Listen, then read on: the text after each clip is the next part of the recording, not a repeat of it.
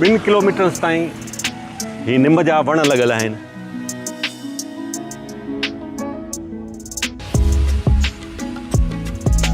त दोस्तो ही आहे सिंध जो उहो सुहिणो ॻोठु ऐं उहा तरक़ी ॾिसण लाइ हिते परे परे खां माण्हू ईंदा आहिनि। टंडे अलायार ज़िले जे हिन ॻोठ में नज़्म ज़ब्त, तरक़ी ऐं अमन ऐं ख़ुशहाली कीअं आई, इहो सभु तव्हांखे मालूम थींदो हिन वीलॉग में। त दोस्तो वीडियो खे जेकॾहिं आख़िर ताईं ॾिसंदव त असुल दिलि ख़ुशि थी वेंदव। राति जो 9 खां पोइ जेको ॻोठ में एंटर थींदो उनखे मोजड़ा आहियां। अमन मां छा सूरत आहे? चोरी चकारी माशाल्लाह काब करेगा बिल्कुलु ज़ीरो। ऐं मोचड़े ज़िपट उहो ज़िपट आहे उहो ज़िपट आहे। हिकिड़ो दुबई आहे। दुबई हिकिड़ो माना हिते ग़रीब जी बि इज़त आहे, इंसानियत आहे हिन ॻोठ में। इंसानियत आहे।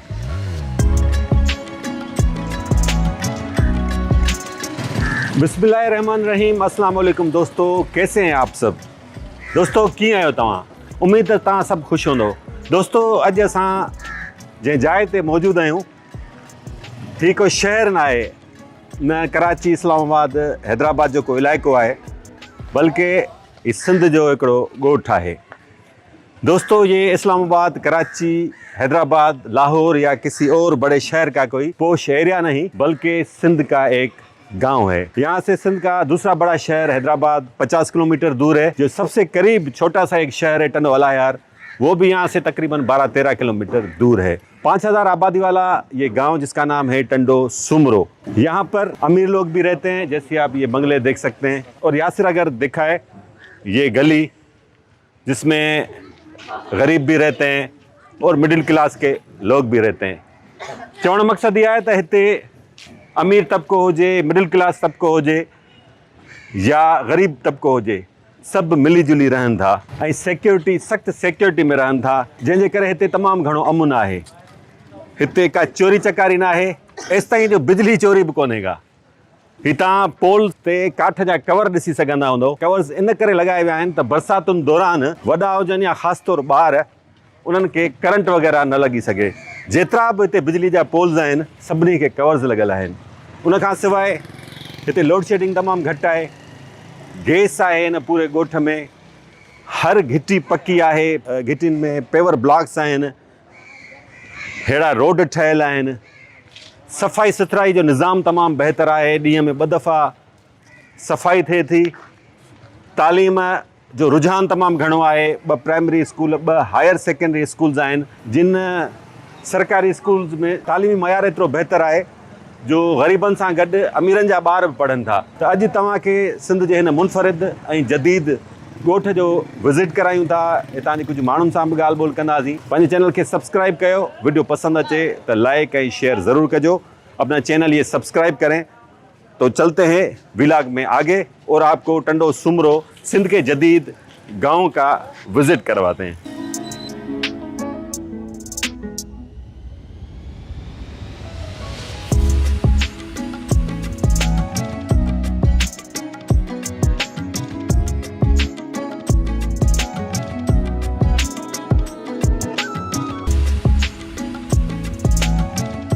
अच्छा दोस्तों, ही टंडो सुमरो जे जेके मुख्य एंट्रीज़ आहिनि उन्हनि मां हिकिड़ी एंट्री आहे। अहिड़ियूं 4 एंट्री पॉइंट्स आहिनि। तव्हां ॾिसी सघो था, वॾो लोही गेट ते लॻल आहे, पको मोर्चो आहे ऐं सॼे ॻोठ खे चौगिर्द जेके आहिनि उहे मज़बूत हिकिड़ी दीवार आहे, ऊची हिकिड़ी दीवार आहे ऐं मुख़्तलिफ़ जायुनि ते चौकियूं बि आहिनि, ते सिक्योरिटी अमलो मौजूदु आहे।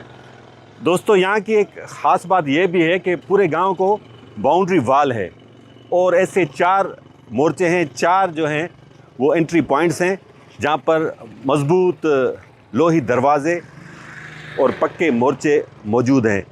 प्रॉपर सिक्योरिटी का निज़ाम है, जहाँ पर 24 घंटे सिक्योरिटी अमला मौजूद होता है। जो भी बाहर से नया कोई बंदा आता है उसकी प्रॉपर चेकिंग होती है, उसकी मालूमात दी जाती है, जिसके बाद उसको अंदर जाने दिया जाता है। ही रस्तो टंडो अलायार वञे पियो, टंडो आदम टंडो अलायार, ऐं ही नसरपुर ॾांहुं वञे पियो। ताज़ो ही असांखे ही रस्तो ठहियल नज़र अचे थो। आप इसका थोड़ा लुक देख लें। ये गांव वाला लुक आपको नज़र आ रहा होगा। ग्रीन, लश ग्रीन घास नज़र आ रही है। सामने वो गांव और कुछ बंगले वगैरह, कुछ घर।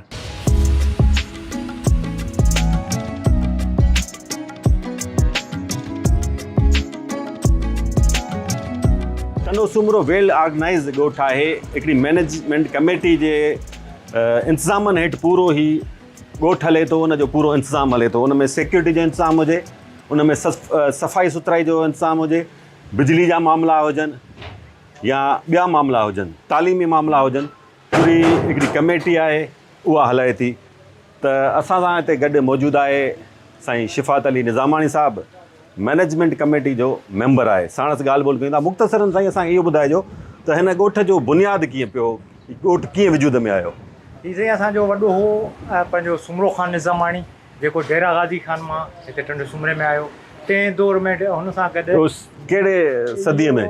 उहो माना हाणे 1894 जी मस्जिद आहे, असांखे लॻे थो 1700 जो टाइम हूंदो या सही आहे, इन टाइम ते ई ॻोठ वधो 2-250 साल अॻु में। छो त टंडो सूमरो में पहिरियों जेको प्राइमरी स्कूल आहे उनजी GR नंबर स्टूडेंट्स जी आहे एडमिशन जी तारीख़ उहा आहे 1817 जी हिन वक़्तु मौजूदु आहे टंडो सूमरो में प्राइमरी स्कूल। उन में जेका GR बुक आहे उन ते एडमिशन तारीख़ लिखियलु आहे फर्स्ट, उन जो नालो लुत्फ़ अली निज़ामाणी, हिन में 1817 जो तारीख़। अच्छा, ये टंडो सूमरो की जो मैनेजमेंट कमेटी है, मेंबर हैं शिफ़ात अली निज़ामानी साहब इनका नाम है। इनका कहना है कि 1817 में इस गांव में स्कूल का बुनियाद डाला गया था। प्राइमरी स्कूल पहला 1817 में कायम किया गया था। तो आगे आपको स्कूल्स भी आपको दिखाएंगे। अच्छा, उन खां पोइ साईं तॾहिं खां शुरू खां वठी इहो ई निज़ाम आहे, ईअं ई सिक्योरिटी हुई, ईअं ई वेल मैनेज सॼो ॻोठ हो? साईं असांजो ॾाढो जेको रिटायर कमिश्नर हुयो ऐं उहो असांखे ॿुधाईंदो हो त मीरे हुर जे दौर में आसपास सिंध जी सॼी फुरिजी वई धाड़ेलनि जे हथां। वाहिद ॻोठ टंडो सूमरो हो जिते को बि धाड़ेल कोन आयो। तॾहिं रईस इब्राहिम ख़ान हिते चौकी हई, उन में हर निज़ामाणी जे घर ते चौकी रखियलु हुई। राति जो 9 खां पोइ जेको बि ॻोठ में एंटर थींदो उनखे मोजड़ा आया।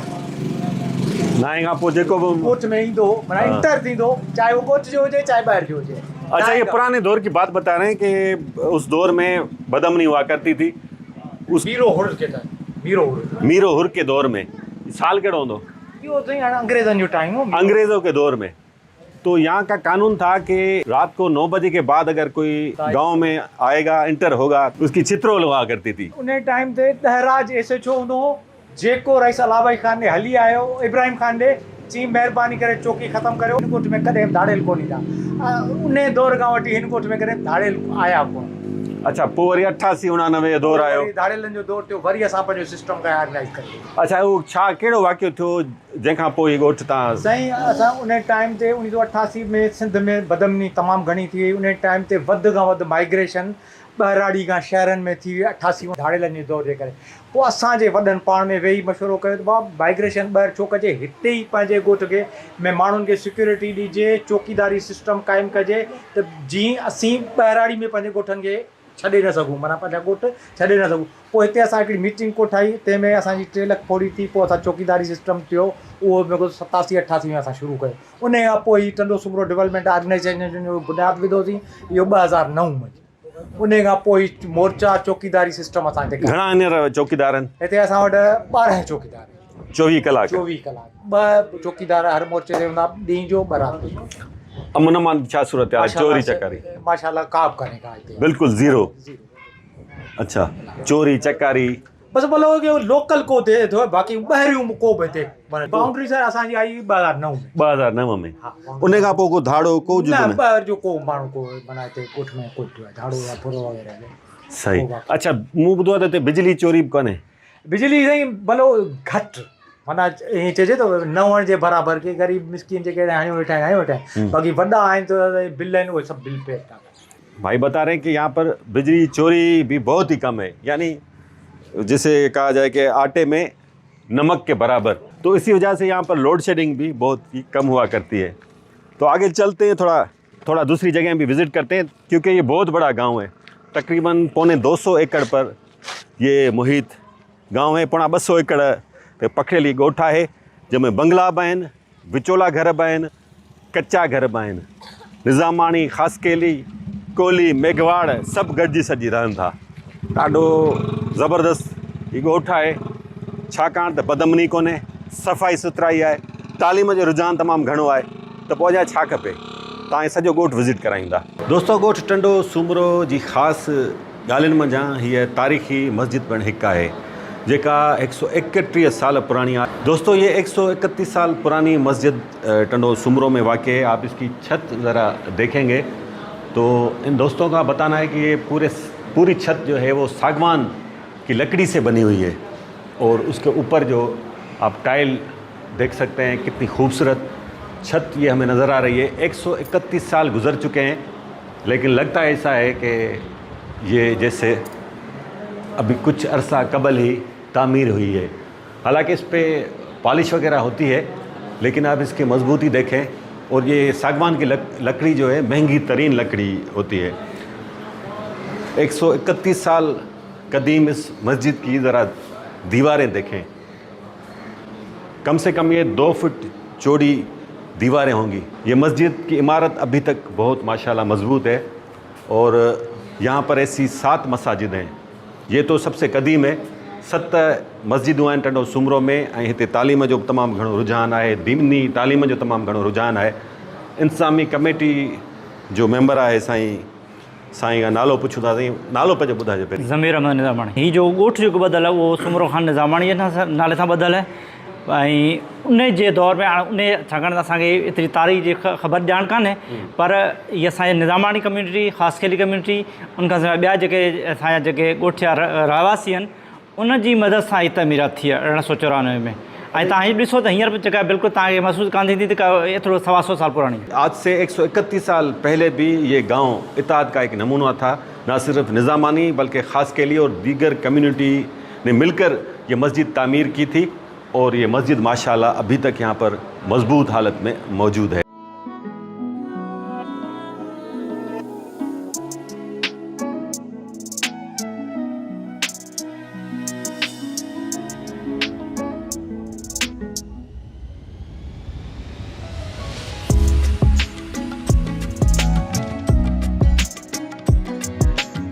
दोस्तों ईमानदारी सां ॿुधाइजो अॼु आहे न सुठो ॻोठ।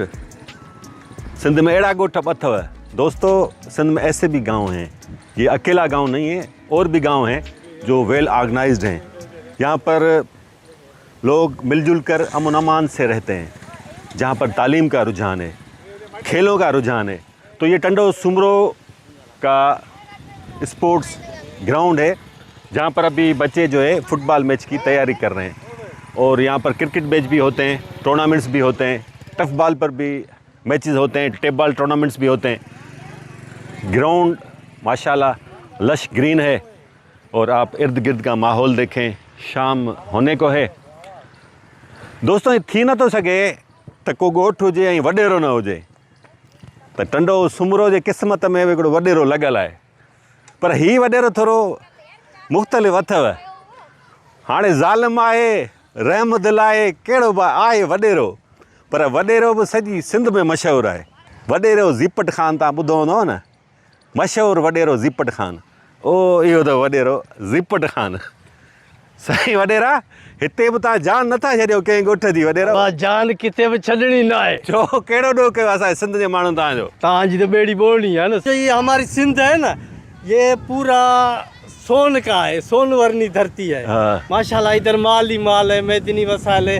अल्लाह ने इसको हर सहूलत इधर नेमत बख्शी है। थोड़ा सा इनका तारुफ कराऊँ, ये सिंध के एक मशहूर मज़ाया फ़नकार हैं जो भी यहाँ पर टंडो सुमरो में ही रहते हैं। इनका नाम वैसे अब्बास गुल अबड़ो है और सिंध में वॾेरो ज़ीपट के नाम से मशहूर हैं। वॾेरा ज़ीपट त हिकिड़ो हू थींदो आहे, नालो नथो खणा। मोचड़े ज़ीपट उहो ज़ीपट आहे या? उहो ज़ीपट आहे। भला ज़ीपट छो नालो रखियो आहे तव्हां पंहिंजो? साईं मूं हिकिड़ो वीडियो ठाहियो त उन में इलेक्शन जो माहौल हूंदो आहे, ॻोठ वेंदो आहे हिकिड़े में वोट वठणु। त उते 50-100 माण्हू इहे गॾु थींदा आहिनि जीअं पाण वीडियो ठाहींदा आहियूं। त पोइ वरी सभु नारो पिया आयो, मूं उन्हनि खे ॿुधायो नारो। मूं चयो हाणे नारो वॾेरो ज़ीपट ख़ान ज़िंदाबाद। त उहो वीडियो मुंहिंजो एतिरो वायरल थियो त माना इंटरनेशनल लेवल ते वायरल थी वियो। पोइ जिते वञा अचे इहो वॾेरो ज़ीपट ऐं खंधियारो बि हाणे जेको नालो आहे न इहो लिखंदो आहे वॾेरो ज़ीपट। वडेरा का मतलब होता है बड़ा, किसी कबीले का बड़ा, किसी गांव का बड़ा, मोहल्ले शहर का बड़ा। लेकिन जो सिंध में सियासी वडेरे हैं उनका किरदार आपके सामने। इस वजह से सिंध में जो है वडेरा नाम अभी बहुत ही रोशन हो गया है। आप समझदार आप सदर हैं? जी हाँ, मैं सदर। वडेरों के? जी हाँ, नहीं, मैं इस मुल्क का सदर हूँ। अच्छा, मुल्क के सदर हैं? जी हाँ। ऐसा नहीं करें, वो रेस जो है ना नाराज हो जाएगा। मैं पहले यूसी चेयरमैन था, हाँ फिर मैं वजीर आजम बन गया, हाँ। अब मैं सदर हूँ, मेरी मर्जी है। कैसे सदर बन गया? हाँ, मेरे को लोगों ने वोट दिया, मैं सदर बन गया। कैसे वोट दिए? मेरे को ख्वाब में वोट दिए थे रात। मैं सदर हूँ। तो वडेरे जी ॻाल्हियूं वेठा ॿुधो, पर हाणे थोरो वडेरे सां संजीदा ॻाल्हायूं था। जी हाँ। तव्हां ॾेरा इहो ॿुधाइजो त टंडे सूमर में तव्हां रहो था, जी सर। कीअं हिते जो माहौल? अमीराणो ॻोठु आहे, छाकाणि त वॾी सिक्योरिटी, ही वॾियूं दीवारूं ॾिसो, उहो जीअं माना उहे किले जूं दीवारूं हूंदियूं आहिनि न, यासर त दीवारूं हितां वरी चेक करायो। साईं कोर्ट चइजे जीअं। कोर्ट चइजे न? हा, पोइ हींअर काबू कोर्ट आहे। काबू आहिनि कोर्टनि में, तव्हां बि हींअर काबू आहियो या साह खणण जी इजाज़त आहे हिते? सम्झो त हिकिड़ो दुबई आहे। दुबई हिकिड़ो माना हिते ग़रीब जी बि इज़त आहे, इंसानियत आहे हिन ॻोठ में। इंसानियत आहे। वॾो माण्हू आहे त हिन जी इज़त घणी आहे, माना उहे जेके वॾा माण्हू आहिनि न उहे ई ग़रीब जी इज़त कनि था। हिते उहो वॾेर की निज़ाम कोन्हे, उहो सिस्टम कोन्हे त हुनखे ॿधिराए, हुनखे जलराए, हुनखे ॿधिराए, शाम जो वरी फ़ैसिलो पंहिंजी उताग में, त उहो सिस्टम हिते कोन्हे। हिते हिकिड़ो बहितरीनु निज़ाम आहे, बहितरीनु सिस्टम आहे, ऐं बहितरीनु हिते जा माण्हू आहिनि, मोहबत कंदड़, महिमान नवाज़। अच्छा, ही त ॿार सभु मूंखे अमीराणा था नज़र अचनि टीम में, जेके फुटबॉल खेॾनि पिया। माशाल्लाह। हाँ, त ग़रीबाणा ॿार कोन था खेॾनि छा? ग़रीबाणा बि हूंदा आहिनि, हिन में मिक्स हू जेके आहिनि इहे। अच्छा, आहिनि। हिते कोन्हे उहो हिसाब जेको चइजे न। अच्छा, इन भाई का कहना है कि यहाँ पर सबसे ज़्यादा जो जिस चीज़ को अहमियत दी जाती है वो इंसानियत को, इंसानियत की बहुत यहाँ पर कदर है, बहुत इज़्ज़त है। इस वजह से कोई मखसूस तबका नहीं रहता। हाँ, ज़मींदार लोग रहते हैं, अच्छे घरों में रहते हैं, उन्होंने अच्छे अपने घर बनाए हुए हैं, बंगले बनाए हुए हैं। इधर वो वडेर की निज़ाम नहीं है। वडेर का जो निज़ाम है वो सिस्टम नहीं है कि स्कूल नहीं खोलने देना। तालीम का बहुत रुझान है और सारी कम्युनिटीज़ मिलजुल कर यहाँ पर रहती हैं, और बदअमनी नहीं है, अमन अमान है। खेलों का रुझान आपने देख लिया। थोड़ा बच्चों से बात करते हैं। वो कहना है छोकरो भला हिते ॻोठ में रहंदे मज़ो अचे थो फुटबॉल खेॾंदे? कीअं माहौल? जाम सुठो माहौल है। हाँ, छा सुठो आहे हिते? हर शइ सुठी है। हर शइ सुठी आहे। पढ़ंदा पायो या बस सॼो ॾींहुं में रांदि खेॾो? पढ़ता हूँ। हाँ, काई क्लास में? 4th में? कहिड़े स्कूल में? छोकिरियुनि वारी में। छोकिरियुनि वारे में? पर तूं पुटु छोकिरो आहीं, छोकिरियुनि वारे स्कूल छो थो पढ़ी? मिक्स आहे। कीअं आहे हिते मज़ो अचे थो? हैदराबाद हिते छो? हिते ग्राउंड भलो आहे। छो हैदराबाद में कोन्हे? हैदराबाद में आहिनि घर, आऊं ईंदो आहे न। गवर्नमेंट आहे प्राइवेट आहे? गवर्नमेंट स्कूल आहे। दोस्तो, नसरपुर जा पेड़ा मशहूरु आहिनि। नसरपुर भरिसां ई वाक़ई आहे टंडो सुमरो, जीअं घोटकी जा पेड़ा मशहूरु आहिनि, त ही हितां जा बि पेड़ा चवनि था त ॾाढा मशहूरु आहिनि। असां कॾहिं टेस्ट न आहिनि कया, त टेस्ट कयूंसि था। ये पेड़े जिसको सिंधी में खीर पुड़ा कहा जाता है, यहाँ के कहा जाता है कि बहुत मशहूर सौगात है यहाँ की, और पूरे मुल्क में यहाँ से जाते हैं। अवेस निज़ामानी असां जो भाउ आहे, हितां जो रहायशी आहे, ख़ासि तौर जेके समाजी सरगर्मियूं आहिनि, ग़रीबनि जी मदद करणु, ॿोॾि दौरान जेके मुतासिर आहिनि उन्हनि जी मदद करणु, हितां टंडे सूमरे मां ॿियनि जाइनि तां चंदो गॾु करे उन्हनि ताईं राशन पहुचाइणु, मरीज़नि जो इलाजु कराइण जे हवाले सां हिनखे जस हुजे तमामु घणो कमु करे थो वॾेरे ज़ीपट सां गॾु। वॾेरो ज़ीपट रुगो मश्किरियूं नथो करे, बल्कि इहे चङा कम बि कंदो आहे। त हिन सां कचहरी कयूं था। पहिरीं मुख़्तसिर मूंखे ॿुधाइजो, हीअ कॾहिं खां हिते तयारु मां असां जीअं वॾा थिया आहियूं न, ॾिठा आहिनि हिन जो ॾाढो ठाहींदो मरू मला बसि। हा, माना उन जा ठाहींदा अचनि, पोइ हिननि जा पाण में पंहिंजो वाले साहु ठाहे, मामू हबीब जे नाले जा मशहूरु आहे। ॿियो हिननि जा चाचा आहिनि, सौट आहिनि, पाण में हाणे उहे ठाहींदा अचनि माना। अच्छा, सही आहे। हाणे थोरो टंडे सूमरे जे बारे में असांखे ॿुधाइजो त कीअं हिते भला मुनफ़रिद कहिड़ियूं शयूं आहिनि? हिकिड़ो त माना सिक्योरिटी बि आहे, सफ़ाई सुथराई बि आहे, तालीम जो हिते कीअं रुझान? तालीम जो सुठो आहे, बहितरीनु माहौल। कीअं स्कूलनि में, सरकारी स्कूलनि में? सरकारी में सभु तालीम आहे, हले। माना हिन वक़्तु असांजे पहिरें नंबर ते सॼे ज़िले में हिन वक़्तु असांजी स्कूल हिन पहिरें नंबर ते आई हुई। अच्छा, सभु स्कूलूं खयूं। सभई? हा, पोज़ीशन खई ॿारनि? इम्तिहाननि में खणी वञनि, ऐं होमवर्क नाले जो माना ज़िले सॼे में टंडे सुमरे जो लेवल ते स्कूल आयो आहे, टंडे सुमरे जो। अच्छा, हा, पढ़ाई जे हवाले सां। अच्छा, उन में सरकारी स्कूलनि में ग़रीबनि जा ॿार पढ़ंदा या ज़मींदारनि जा ॿार पढ़ंदा? सभु पढ़ंदा, ग़रीबनि जा पढ़ंदा, अमीरनि जा पढ़ंदा। ऐं ईअं कोन थो महसूसु थिए हीअ अमीर ॿार आहे, ग़रीब ॿार, सभु जो निज़ाम हाणे आहिनि। कोली ख़ासि मेघवाड़ हर क़ौम जा माना भले कहिड़ी माना माण्हू हुजे न कंहिंसां नंढाई कोन्हे सभु हिक बराबरि आहियूं सब बराबर है। सभु बराबरि आहियूं। भाई का बताना है, अवैस निज़ामान इनका नाम है, कि यहाँ पर इंसानियत को अवेलियत है। प्राइमरी स्कूल में, यहाँ के सरकारी प्राइमरी स्कूल हो या हायर सेकेंडरी, दो हैं, लड़कियों का अलग है लड़कों का अलग है। दोनों स्कूल के बच्चों ने इस साल भी पोजीशन उठाई है पूरी डिवीज़न में या पूरे ज़िले में। ज़िले में पूरी डिवीज़न ज़िलो। दोस्तों टंडो सूमरो ॿाहिरां नसीर कैनाल जे कप ते ॿिए कप ते 2 किलोमीटर्स ताईं ही निम जा वण लॻल आहिनि ऐं हिकिड़ो वॉकिंग ट्रैक ठहियलु आहे। हेॾां नसीर कैनाल, निम जा वण, चौगिर्द फसल, ओॾां टंडो सूमरो। कीअं था भाइयो, केॾो न ख़ूबसूरत नज़ारो है। दोस्तों सिंध में ऐसे नज़ारे बहुत सारे आपको देखने को मिल जाएंगे। यकीन करें ऐसी ऐसी जगहें सिंध में मौजूद हैं, आपको कोमरी, नारायण कागान जाने की ज़रूरत ही नहीं है। ये हवा, ये पुरसुकून माहौल, ये नहर और वो सामने सिंध का जदीद गांव टंडो सूमरो। आपको ये वीडियो कैसी लगी कमेंट्स में हमें ज़रूर बताइएगा। दोस्तों कमेंट में ज़रूर ॿुधाइजो त जीअं तव्हांखे सिंध जा ॿिया बेड़ा ॻोठ घुमाए सघूं, ॾेखारे सघूं। जेकॾहिं वीडियो पसंद अचे तो लाइक एंड शेयर ज़रूर कजो। अपना चैनल सब्सक्राइब ज़रूर कीजिएगा। बहुत शुक्रिया।